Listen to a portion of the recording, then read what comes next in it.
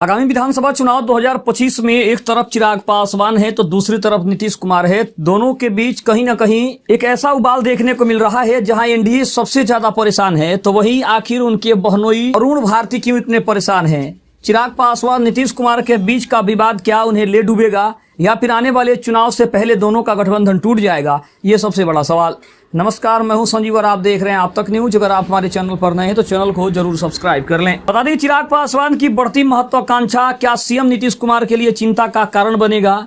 क्यों बिहार चुनाव से पहले एक तरफ तबले पर धिन धिन तो दूसरी तरफ भोंपू बजने लगा है। बिहार की राजनीति में इन दिनों तबले की थाप कुछ ज्यादा ही गूंज रही है और वो भी एनडीए के खेमे से।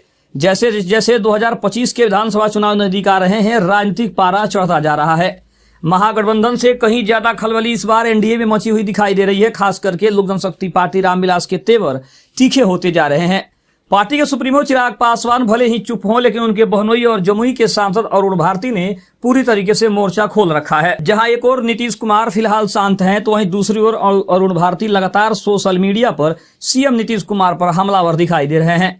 उन्होंने हाल ही में नीतीश कुमार द्वारा कराए गए जातिगत सर्वे को बहुजनों के खिलाफ एक दिखावा और साजिश करार दिया है। उनका आरोप है कि इस सर्वे के जरिए दलितों और आदिवासियों को हाशिए पर डालने की साजिश रची गई है, जबकि आरजेडी ने इसे सिर्फ अपने एमवाई यानी कि मुस्लिम यादव वोट बैंक को मजबूत करने के लिए इस्तेमाल किया। अब चिराग की चाल और नीतीश की चिंता क्या है, इस पर भी चर्चा करें। तो देखें, खबरों की माने तो चिराग पासवान की पार्टी अब बिहार की सभी 243 विधानसभा सीटों पर चुनाव लड़ने की तैयारी में है।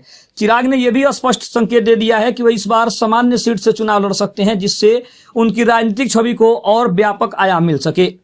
चिराग पासवान की यह रणनीति उनकी बिहार फर्स्ट बिहारी फर्स्ट सोच के इर्द गिर्द घूमती है, जिसका मकसद सिर्फ दलित ही नहीं बल्कि गैर यादव पिछड़े वर्गों और युवाओं को भी जोड़ना है। साथ ही साथ नीतीश कुमार जो एनडीए के तहत एक बार फिर मुख्यमंत्री के चेहरे के रूप में प्रोजेक्ट किए जा रहे हैं, चिराग की इस महत्वाकांक्षा से शायद थोड़ा असहज महसूस कर रहे हैं।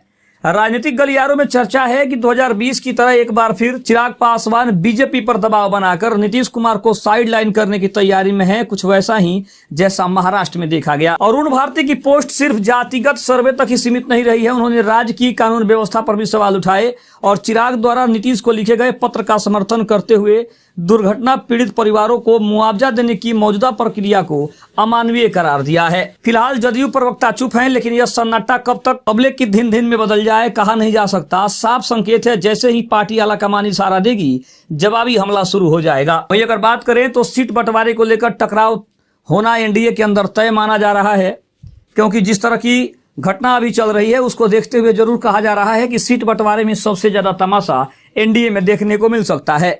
2024 के लोकसभा चुनाव में एलजेपीआर ने बिहार की 5 सीट पर जीत दर्ज करके अपनी ताकत का लोहा मनवाया। अब चिराग उसी प्रदर्शन को आधार बनाकर एनडीए में 40 विधानसभा सीटों की मांग कर सकते हैं, लेकिन बीजेपी और जदयू उन्हें 25 से 30 सीटों तक सीमित रखना चाहती है, जिससे टकराव तय लगता है। आपको बता दें कि 2020 में चिराग ने एनडीए से अलग होकर जदयू के खिलाफ 137 उम्मीदवार उतारे थे, जिससे नीतीश की पार्टी सिर्फ 43 सीटों पर सिमट गई थी।